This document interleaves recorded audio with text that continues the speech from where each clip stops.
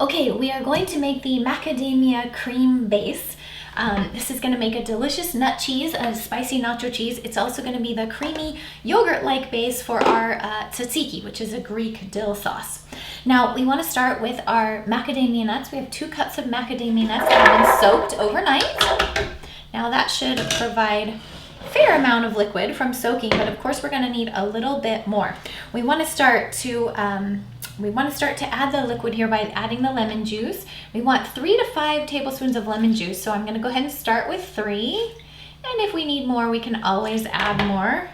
We also need half a cup of water. I have a little extra here. This is 3/4 of a cup, so I'm just going to add just a little half of that. Okay, then we have more if we need it. And then we're also going to add 1/4 cup of olive oil. Now, we're not going to add any salt or any flavorings to this yet because we're just going to use this as the creamy base. And then we'll start flavoring it when we separate it into 2 different batches. And each batch will be flavored completely differently. The nacho base will have a nice spicy kick to it, while the tzatziki sauce will be a dill cucumber sauce. Very tasty. Okay, that goes in there. Now we are going to use the Vitamix. We'll definitely need the tamper to push the nuts down toward the blades. We're going to secure the lid on. And as always, we're going to start with the switch on variable. We're going to move this to number 1 and we're going to turn it on.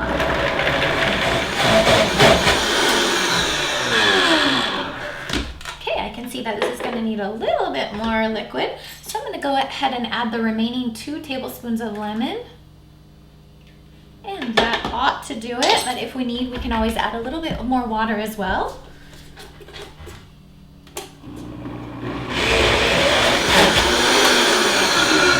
Okay, you can see we are going to need a little extra water.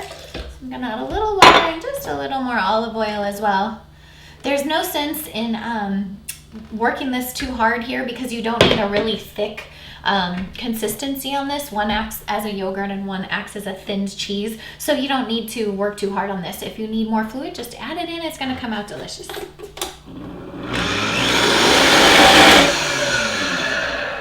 Okay, we're going to add just a little more water. It's almost perfect.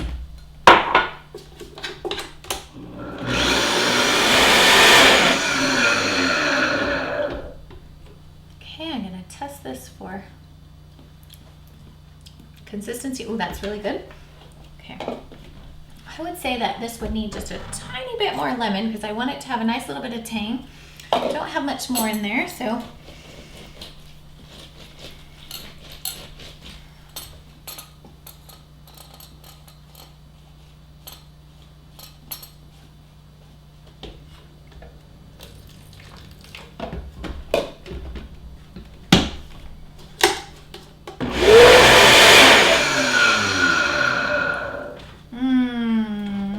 Let's see. Perfect. Okay. So that has a nice creamy finish. If you taste it at this point, you're going to know it definitely needs salt to have any sort of cheesy style flavor. But we want to go ahead and separate this batch into, or this mixture into 2 batches because we're going to flavor it completely separately. So I'll go ahead and get that separated now, and then we'll move on making nacho cheese and tzatziki sauce.